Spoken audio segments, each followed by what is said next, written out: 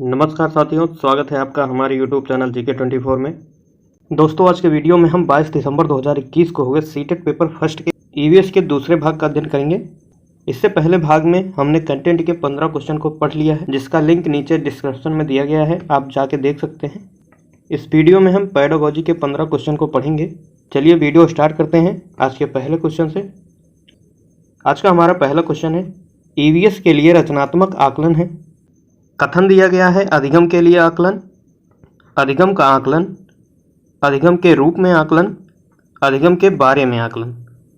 इसका सही आंसर होगा केवल ए और सी, ऑप्शन नंबर 2। कथन ए, अधिगम के लिए आकलन, इसके द्वारा निर्धारित किया जाता है कि बच्चे अपनी अधिगम की प्रक्रिया में कहाँ पर हैं, उन्हें कहाँ जाना है और कैसे जाना है।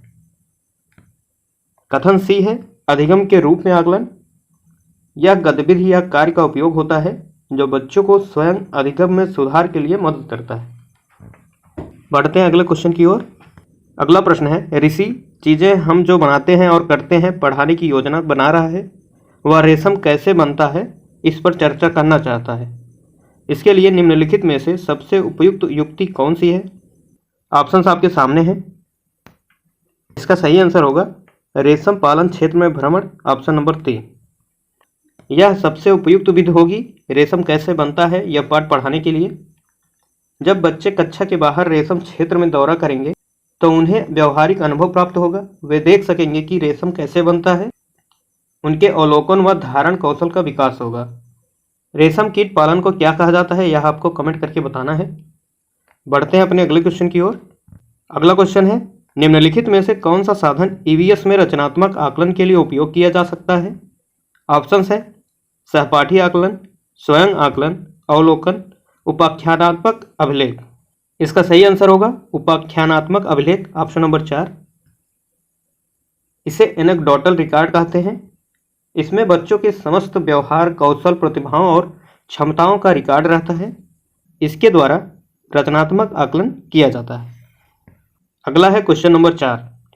श्याम ने ऑनलाइन कक्षा के दौरान अपने अध्यापक को बताया कि कोविड लॉकडाउन के दौरान उसके पापा ने उसको पड़ोस के गरीब बच्चों को भोजन खिलाने के लिए कहा।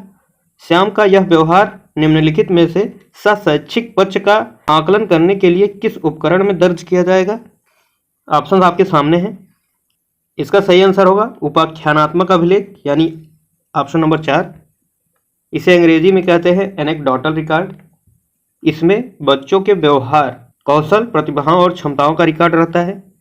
श्याम किस तरह का व्यवहार कर रहा है कि वह अपने पास पड़ोस के गरीब बच्चों को भोजन दे रहा है, तो इसके व्यवहार में शामिल होगा, अच्छे व्यवहार में। बढ़ते हैं अपने अगले क्वेश्चन की ओर। अगला क्वेश्चन है 5वां। कक्षा पहली और दूसरी के लिए पर्यावरण अध्ययन की कोई पाठ्य पुस्तक नहीं है। ऐसा इसलिए है क्योंकि पहला ऑप्शन है ऐसा शिक्षकों और विद्यार्थियों का बोझ कम करने के लिए किया गया है, तो ये गलत होगा। दूसरा ऑप्शन है पर्यावरणीय घटकों को भाषा और गणित के साथ समाहित किया गया है, यह बिल्कुल सही होगा। जो पर्यावरण के घटक हैं उनको भाषा और गणित के साथ समाहित किया गया है, जैसे कि पक्षियों के नाम, पक्षियों को गिनना, या फिर और तरह से पर्यावरणीय घटकों को भाषा और गणित में शामिल किया गया है। इसीलिए कक्षा 1 और 2 में पर्यावरण अध्ययन की कोई पाठ्य पुस्तक नहीं है। EVS को कक्षा 3 से लेकर 5 तक प्राथमिक कक्षाओं में शामिल किया गया है। सही आंसर होगा ऑप्शन नंबर 2। ऑप्शन नंबर 3 देखते हैं। इन कक्षाओं के विद्यार्थियों को पर्यावरणीय अवधारणाएं पढ़ाना कठिन है, यह गलत होगा। पाठ्य चर्चा पाठ्य पुस्तकों से परे जाने पर जोर देती है, यह भी गलत है, तो इसका सही आंसर ऑप्शन नंबर 2 ही है। आगे बढ़ते हैं। अगला प्रश्न है, पर्यावरण अध्ययन के शिक्षक को करना चाहिए। ऑप्शंस है पाठ्यचर्या का निर्माण, पाठ्यचर्या का हस्तांतरण, पाठ्यचर्या का पालन, पाठ्यचर्या का क्रियान्वयन। इसका सही आंसर होगा पाठ्यचर्या का निर्माण, ऑप्शन नंबर 1। EVS शिक्षक को पाठ्यचर्या का निर्माण करना चाहिए। यह शिक्षक और शिक्षार्थियों के मध्य पाठ्यचर्या के उचित क्रियान्वयन में मदद करता है। बढ़ते हैं अगले क्वेश्चन की ओर। 7वां प्रश्न, पर्यावरण अध्ययन में प्रकरण के स्थान पर उप विषय यानी कि थीम गत उपागम को स्वीकार किया गया है, क्योंकि क्वेश्चन में पूछ रहा है EVS में प्रकरण के स्थान पर थीम को क्यों स्वीकार किया गया। इसके लिए कथन दिया गया है यह संयुक्त और परस्पर संबंधित समझ को सक्षम बनाता है। यह कथन सही है। अगला कथन है, यह शिक्षण और समझाने को आसान बनाता है। यह भी सही है। कथन सी दिया गया है, यह किसी निश्चित कक्षा की विषय वस्तु को सीमित करता है। यह गलत हो जाएगा कि किसी भी विषय वस्तु को सीमित नहीं करता। कथन डी दिया गया है, यह विद्यार्थियों को उनके अनुभवों से सीखने में सक्षम बनाता है। यह भी सही हो जाएगा। तो इस प्रकार कथन ए, बी और डी सही है। इसका सही आंसर हो जाएगा ऑप्शन नंबर 3, ए, बी और डी। बढ़ते हैं अगले क्वेश्चन की ओर। अगला है 8वां प्रश्न, पर्यावरण अध्ययन की प्रकृति है। ऑप्शन है ना तो संज्ञा ना ही क्रिया, क्रिया की अपेक्षा संज्ञा अधिक, संज्ञा और क्रिया दोनों, संज्ञा की अपेक्षा क्रिया अधिक। इसका सही आंसर होगा संज्ञा और क्रिया दोनों, ऑप्शन नंबर 3। पर्यावरण अध्ययन की प्रकृति है संज्ञा और क्रिया दोनों की। संज्ञा का तात्पर्य है नाम। ईवीएस में प्रत्येक वस्तु, व्यक्ति, संवेदनाएं, भावनाएं आदि को नाम दिया जाता है। क्रिया का अर्थ होता है कार्य करने या होने की अवस्था। अतः ईवीएस की प्रकृति संज्ञा और क्रिया दोनों। अगला क्वेश्चन है, विलियम एक शिक्षक अपनी कक्षा के लिए पक्षी अवलोकन क्लब की स्थापना करना चाहता है।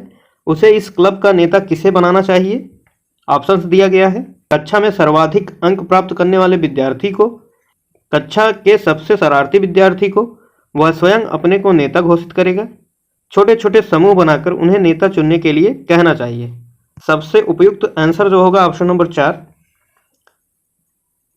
छोटे छोटे समूह बनाकर उन्हें नेता चुनने के लिए कहना चाहिए।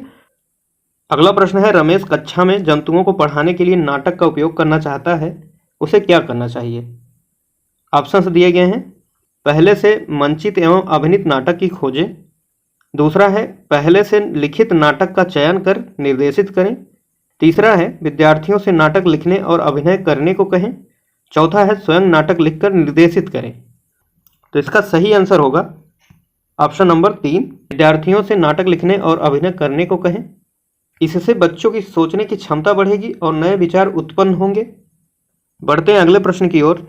अगला प्रश्न है, भोजन पाठ पर चर्चा करते हुए गुरप्रीत विद्यार्थियों से प्रश्न करती है कि आपके परिवार में सबसे बाद में भोजन कौन करता है, सब्जियां कौन खरीदता है, आपके परिवार में खाना कौन बनाता है, वह ईवीएस के निम्नलिखित में से किस मुद्दे पर चर्चा करने का प्रयास कर रही है?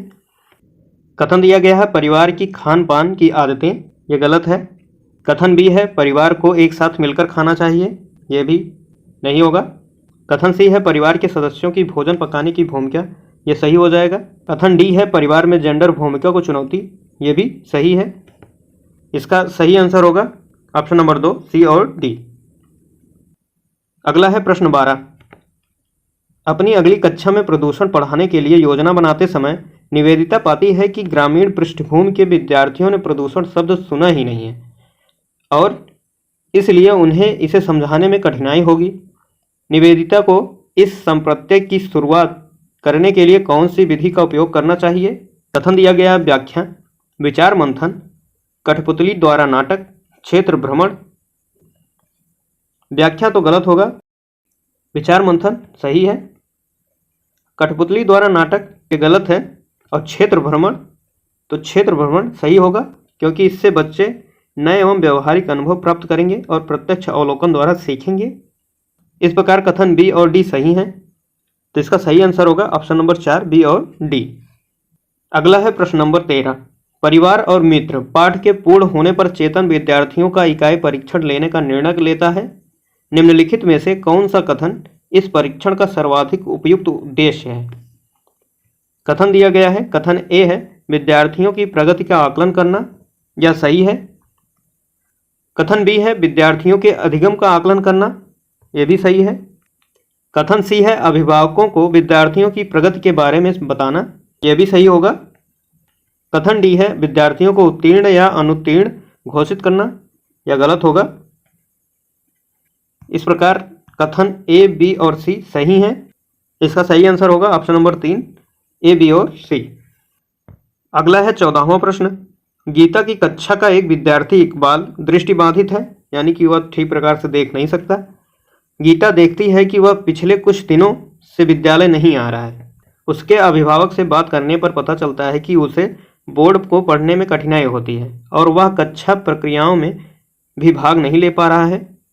गीता को इकबाल को विद्यालय आने के लिए प्रेरित करने हेतु क्या करना चाहिए? पहला ऑप्शन है उसके अभिभावकों को डॉक्टर से सलाह लेने के लिए कहना चाहिए। दूसरा ऑप्शन है उसे घर से पढ़ने की स्वीकृति देनी चाहिए।